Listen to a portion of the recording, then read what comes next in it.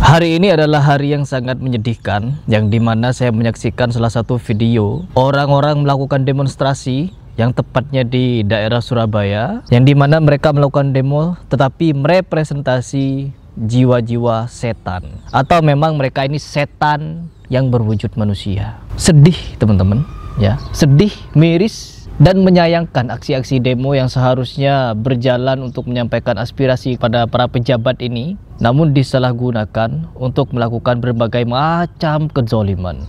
Di video sebelumnya saya telah menjelaskan dan memaparkan kepada kalian semua beberapa insiden dari rumah makan, hotel, rumah warga, toko-toko sembako, toko-toko orang Madura yang jualan di pinggir-pinggir jalan. Bahkan orang-orang yang tidak tahu apa-apa, mereka ingin bekerja teman-teman sebagai ojol, mengantarkan konsumennya, dicegat di tengah jalan, disuruh putar balik ikut demo. Jadi berbagai macam kerusakan, kemudaratan, kesontoloyoan ini dilakukan oleh oknum-oknum pendemo, yang dimana saya mengira mereka ini adalah sebagian dari pelaku keributan, kericuhan, dan anarkisme. Kalian simak video ini. Ini yang kalian bilang demo, Masjid Al-Jabar pun dirusak.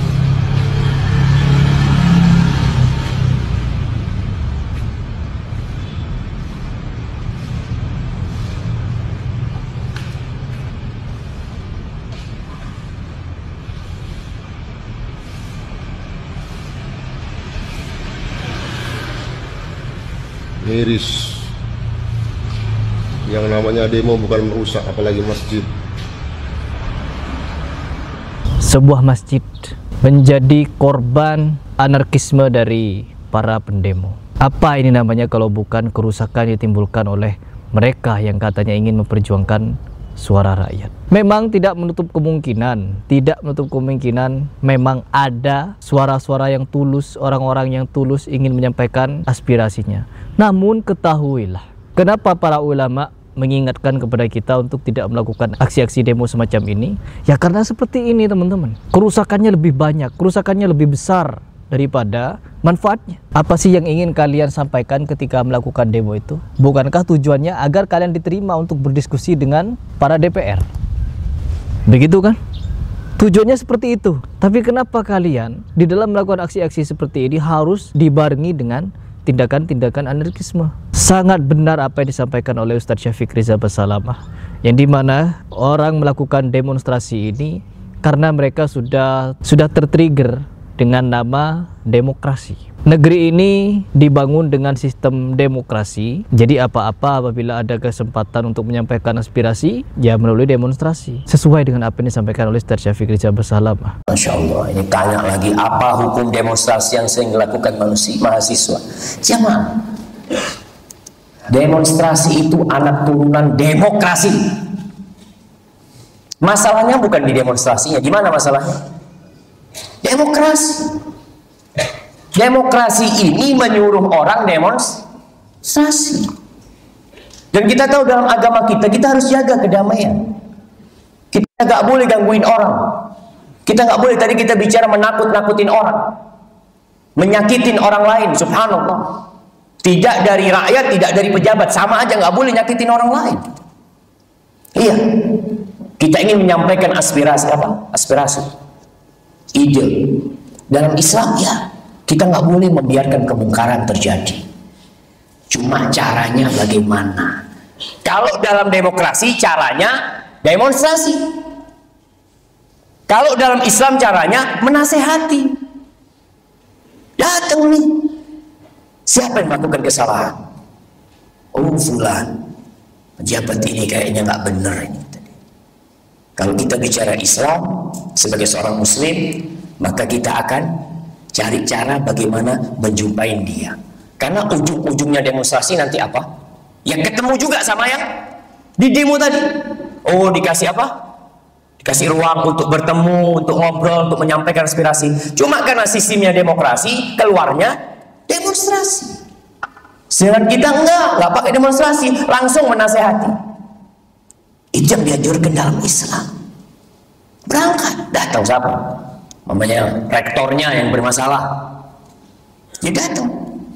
Utusan dari BEM umpamanya, dari siapa, ingin bertemu dengan rektor, silakan untuk menyampaikan aspirasi tersebut tanpa menggunakan hal-hal yang tadi. Cuma Anda sampaikan tadi, karena memang sistem demokrasi, keluarnya demonstrasi.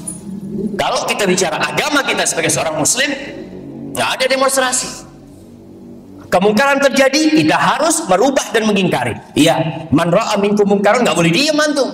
Lihat kemungkaran terjadi, kita harus rubah kemungkaran tersebut. Tapi caranya bagaimana? Caranya falyakhlu bihi, cari waktu yang tepat.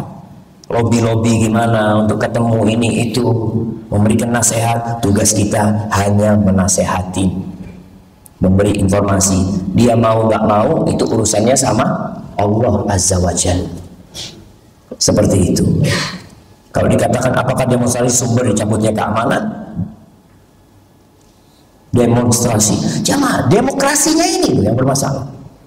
Ketika kita bicarakan, karena secara hukum boleh nggak demonstrasi secara hukum negara? Diperbolehkan, bahkan itu menjadi salah satu tadi turunan dari demokrasi tersebut. Maka Anda rasa kita harus belajar agama kita. Ngerti nih gimana Islam buat yang muslim. Yang non muslim ya kita aja. Kita disuruh mengajak mereka untuk masuk Islam. Nah, dan di Islam ini ada kedamaian. Di sini ada ketentraman. Kalau di dalam sistem agama kita yaitu Islam, di dalam menyampaikan pendapat, menyampaikan aspirasi, tentunya dengan nasihat. Kita datangi si fulan secara resmi, cari akses untuk bagaimana bisa sampai kepada yang bersangkutan, lalu berikan nasihat secara langsung. Ya, agar apa? Agar pesan atau nasihat yang kita ingin sampaikan kepada mereka tersampai, bisa mereka terima dengan baik. Tapi kalau caranya seperti ini, masjid dibakar. Bayangkan, coba kalian bayangkan masjid, rumah makan yang sama sekali tidak ada hubungannya dengan DPR. Ini kan jatuhnya sudah kezaliman, ya, orang-orang zalim. Dan memang seperti ini pasti ditunggangi, banyak yang menunggangi. Di video sebelumnya saya menyebutkan ada memang pihak-pihak penyusup ataupun memang orang-orang yang dimana dia ini ya seorang begal, komplotan preman, komplotan pencuri, maling, pokoknya komplotan-komplotan yang nimbrung di acara atau acara demo, aksi-aksi demo ini. Pasti mereka mencari kesempatan dalam kesempitan seperti ini. Penjarahan di mana-mana. Ini sudah seperti dunia kacau ya. Kacau. Masyarakat apa ini namanya? Pendemo apa namanya ini?